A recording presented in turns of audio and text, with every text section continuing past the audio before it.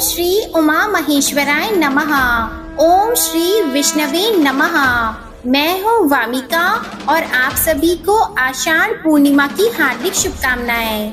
आज की इस वीडियो में आप सुनेंगे आषाढ़ पूर्णिमा व्रत की संपूर्ण कथा और आरती। अब सुनिए 32वीं पूर्णिमा की व्रत कथा। प्रेम से बोलिए भगवान श्री विष्णु जी की जय, माता लक्ष्मी जी की जय। द्वापर युग में यशोदा माँ ने श्री कृष्ण से कहा कि हे कृष्ण, तुम सारे संसार के उत्पन्न करता, पालनहारी और संहार करता हो। आज मुझे कोई ऐसा व्रत बताओ जिसको करने से मृत्यु लोक में भी स्त्रियों को विधवा होने का भय न रहे तथा यह व्रत सभी मनुष्यों की मनोकामना पूर्ण करने वाला हो। श्री कृष्ण कहने लगे, हे माता, तुमने अति सुंदर प्रश्न किया है। मैं तुम्हें ऐसे एक व्रत के बारे में विस्तार से बताता हूँ। सौभाग्य की प्राप्ति के लिए स्त्रियों को 32 पूर्णिमा व्रत करना चाहिए।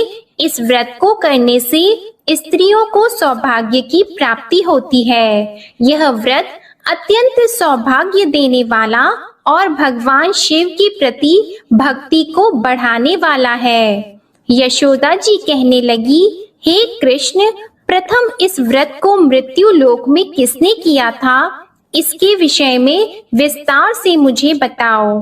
श्री कृष्ण कहने लगे, इस भूमंडल पर अनेक प्रकार के रत्नों से परिपूर्ण कातिका नाम की एक नगरी थी। वहाँ चंद्रहास नामक राजा राज्य करता था। उसी नगर में धनेश्वर नाम का एक ब्राह्मण था और उसकी स्त्री अति सुशीला रूपवती थी। दोनों ही उस नगरी में बड़े प्रेम से रहते थे। घर में धन धान्य आदि की कोई कमी नहीं थी, परंतु उनको बहुत बड़ा दुख था कि उनकी कोई संतान नहीं है। एक समय एक बड़ा योगी उस नगरी में आया।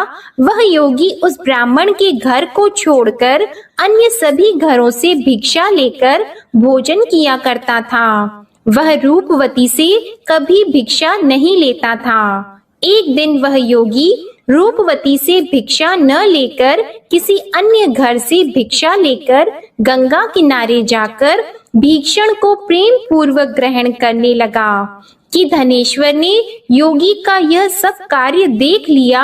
अपनी भिक्षा के अनादर से दुखी होकर धनेश्वर योगी से बोला, हे महात्मन, आप सब घरों से भिक्षा लेते हैं, परंतु आप मेरे घर की भिक्षा कभी नहीं लेते।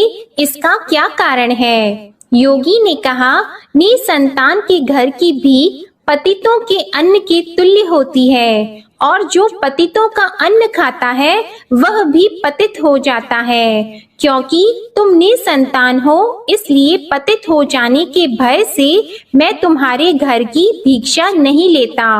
धनेश्वर योगी की यह बात सुनकर बहुत दुखी हुआ और हाथ जोड़कर योगी के पैरों में गिर गया और कहने लगा, हे महाराज, यदि ऐसा है तो आप पुत्र प्राप्ति का उपाय बताइए। आप सर्वज्ञानी हैं, मुझ पर कृपा कीजिए। हे भगवान, मेरे घर में धन की कोई कमी नहीं है, परंतु मैं पुत्र न होने के कारण अत्यंत दुखी हूँ। आप मेरे इस दुख का हरण करें, आप सामर्थ्यवान हैं। यह सुनकर योगी कहने लगा, हे ब्राह्मण, तुम चंडी की आराधना करो। घर आकर उसने अपनी पत्नी से सब वृतांत कहा और स्वयं तप करने के लिए वन में चला गया। वन में जाकर उसने चंडी की उपासना की और उपवास किए। चंडी ने 16वें दिन उसको स्वप्न में दर्शन दिया और कहा, धनेश्वर,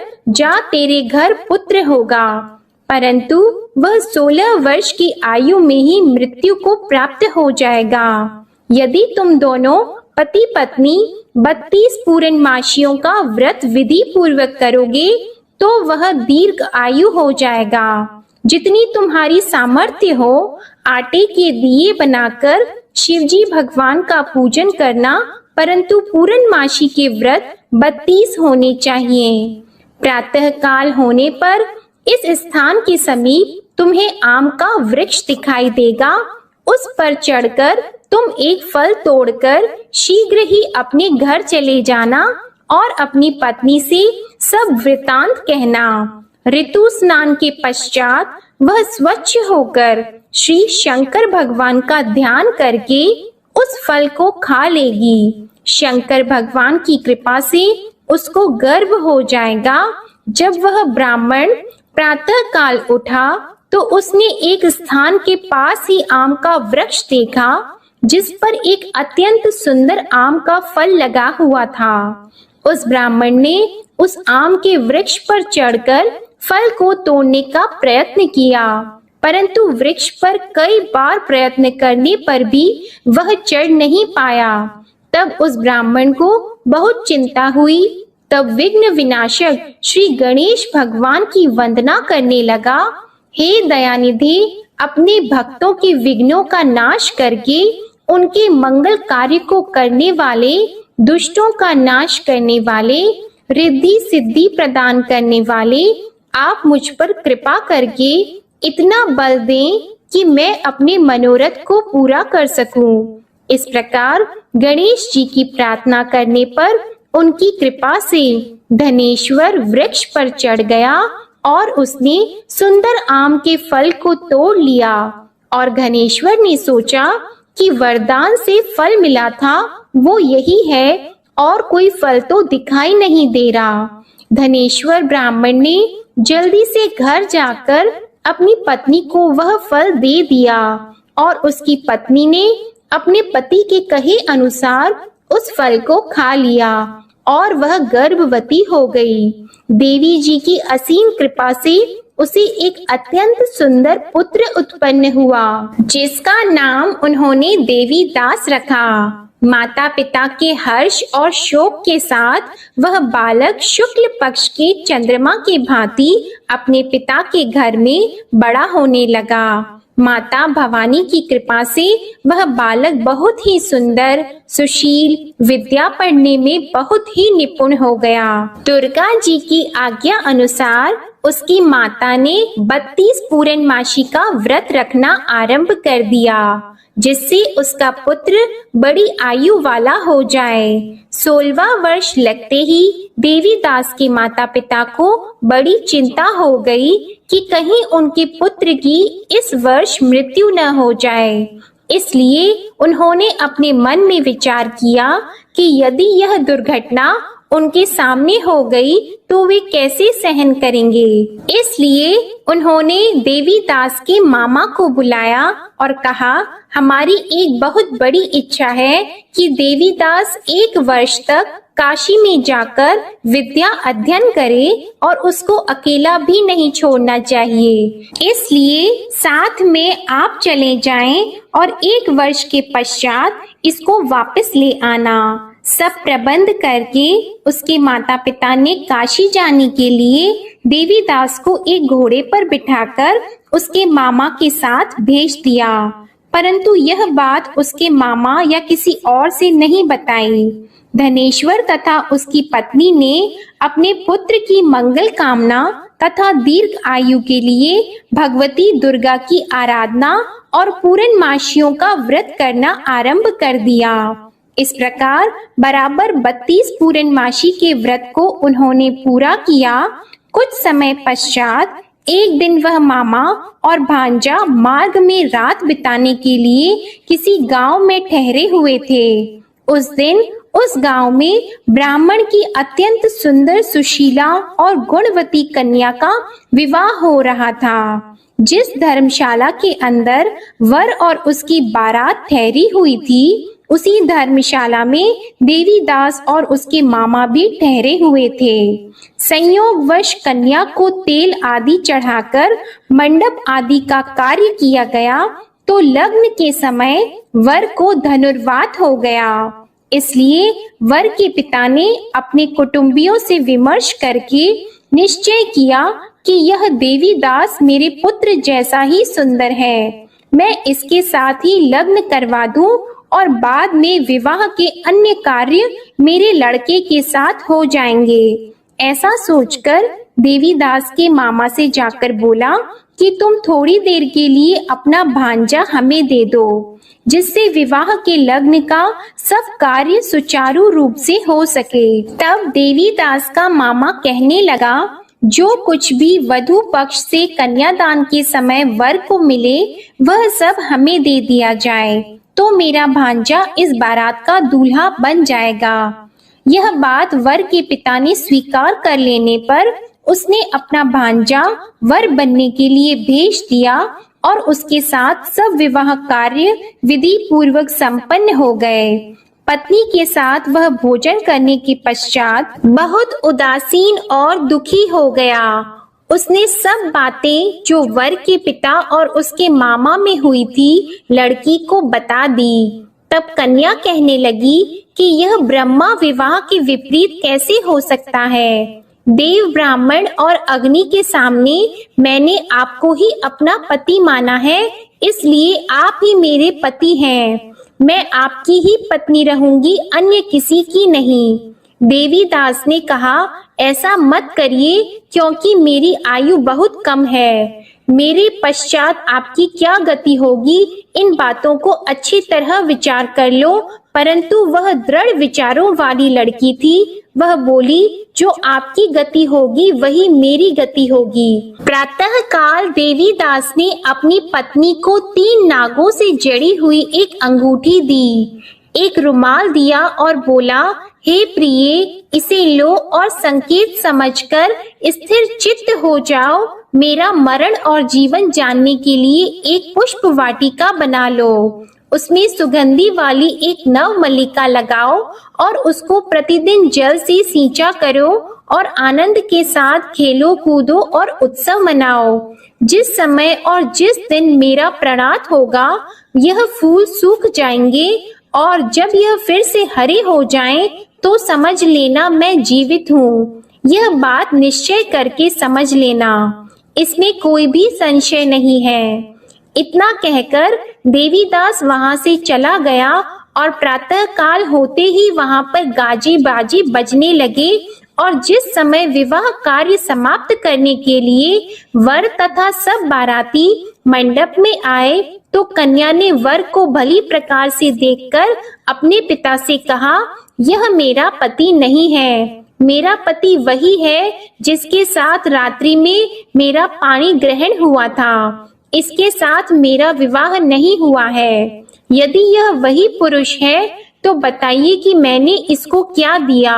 वधू पक्ष और कन्या पक्ष कन्यादान के समय जो आभूषण आदि दिए गए थे वो दिखाए तथा रात में क्या गुप्त बातें मैंने इनसे कही वह सब सुनाइए। पिता ने उसके कहे अनुसार वर को बुलाया।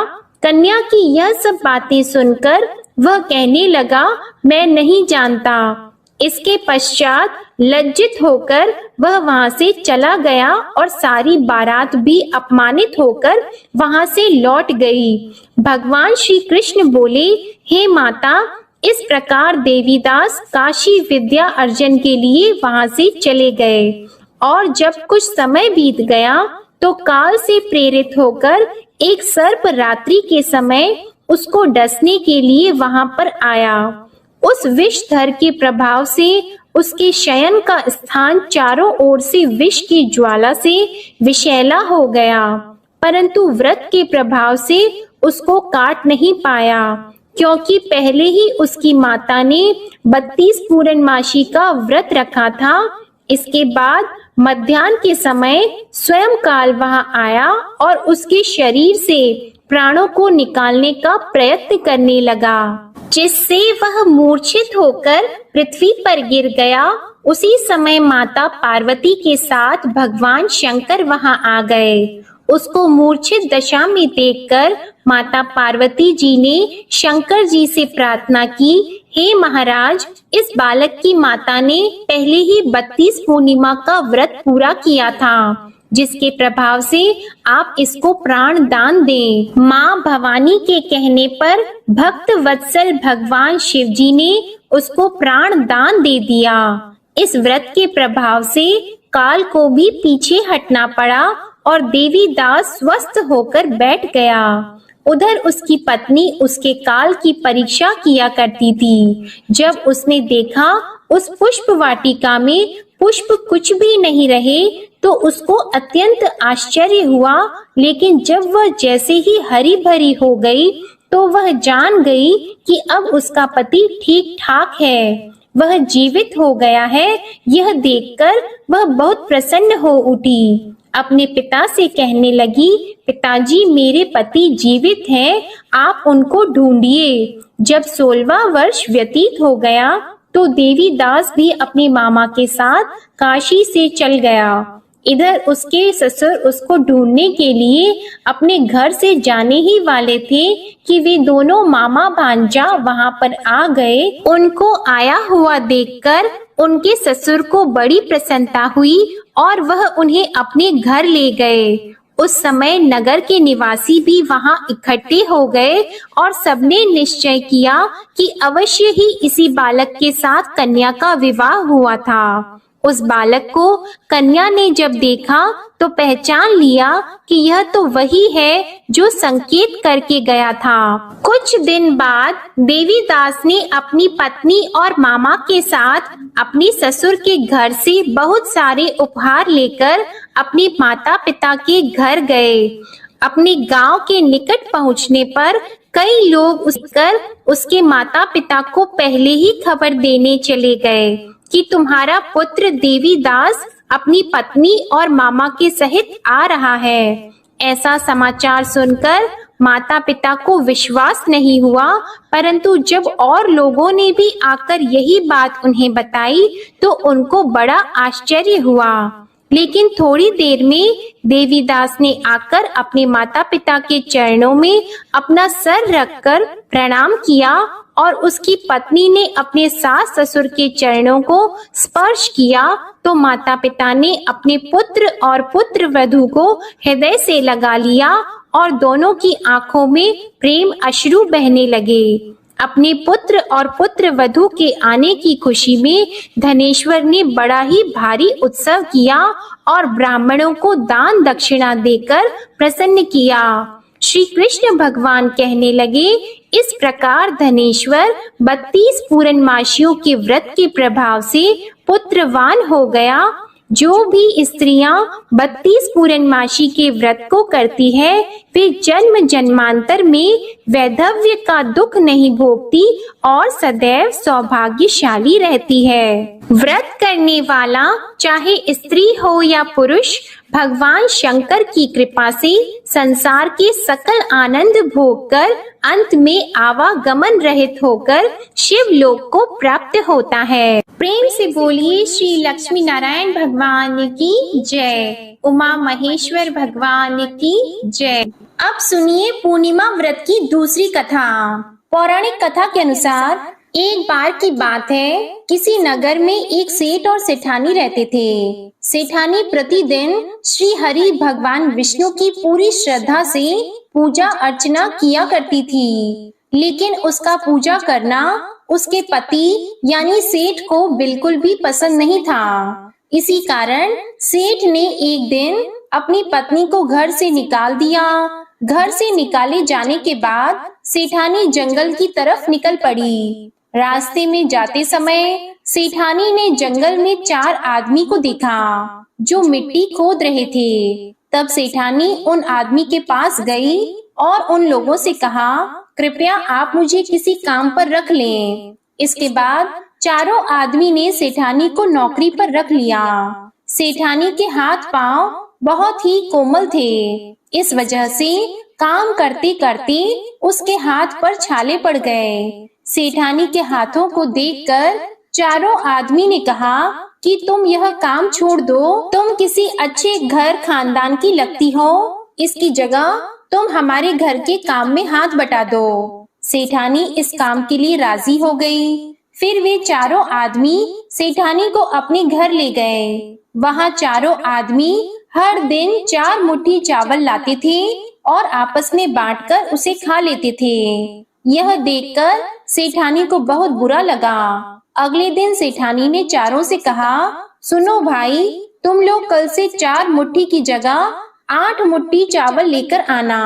सेठानी के कहे अनुसार चारों आदमी अगले दिन 8 मुट्ठी चावल लेकर आए। उस चावल को सेठानी ने पकाकर सबसे पहले भगवान विष्णु को भोग लगाया और फिर चारों आदमियों को परोसा। जब चारों आदमी ने उस भोग लगाए भोजन को खाया तो उन लोगों को बहुत स्वादिष्ट लगा। उन्होंने सेठानी से कहा, बहन, आज जो तुमने खाना बनाया वह बेहद स्वादिष्ट है। इस पर सेठानी ने कहा, यह भोजन भगवान विष्णु का झूठा है, इसी वजह से आप लोगों को यह बहुत स्वादिष्ट लग रहा है। उधर सेठानी के जाने के बाद से सेठ भूखा रहने लगा।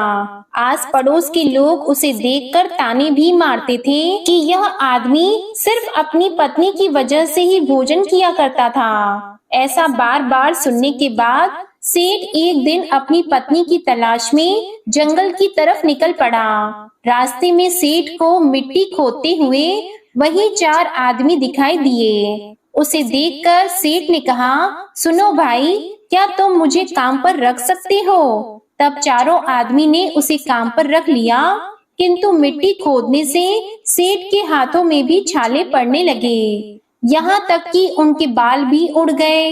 यह देखकर चारों आदमी को सेठ पर दया आ गई और उसने कहा, सुनो भाई, तुम इस काम को छोड़ दो, तुम किसी अच्छे घर के लगते हो, तुम हमारे घर चलो, वहाँ कुछ काम में हाथ बटा लेना। सेठ ने उन चारों की बात मान ली और वह उनके साथ उनके घर चले गए। घर पहुँचने के बाद सेठ ने जैसे ही सेठानी को देखा वह पहचान गए, लेकिन सेठानी घूंघट में थी और सेठ के चेहरे को नहीं देख पाई। इस वजह से वह अपने पति को नहीं पहचान पाई। हर दिन की तरह इस दिन भी सेठानी ने भोजन बनाकर विष्णु भगवान को भोग लगाया और सभी को खाना परोसने लगी। जैसे ही सेठानी सेठ को भोजन देने लगी, तब स्वयं भगवान विष्णु ने सेठानी का हाथ पकड़ लिया और कहा, ये तुम क्या कर रही हो? यह सुनकर सेठानी ने कहा, मैं कुछ नहीं कर रही हूँ, मैं तो बस भोजन दे रही हूँ।